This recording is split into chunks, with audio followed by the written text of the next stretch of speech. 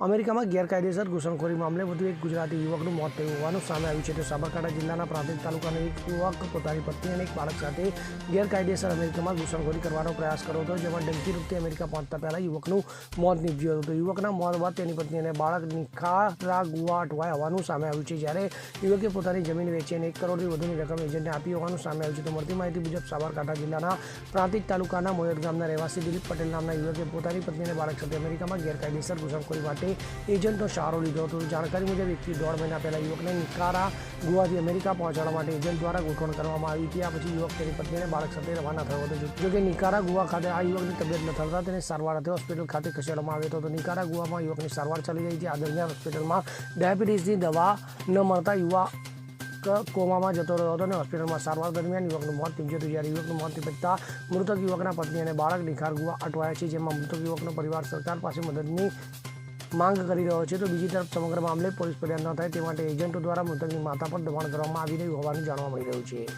Bureau report CN24 news. હવે જુઓ દેશ દુનિયાની તમામ ખબરો તમારી આંગળીના ટેરવે. ઉઠાવો મોબાઈલ અને Google Play Store પરથી ડાઉનલોડ કરો અમારી CN24 ન્યૂઝ મોબાઈલ એપ.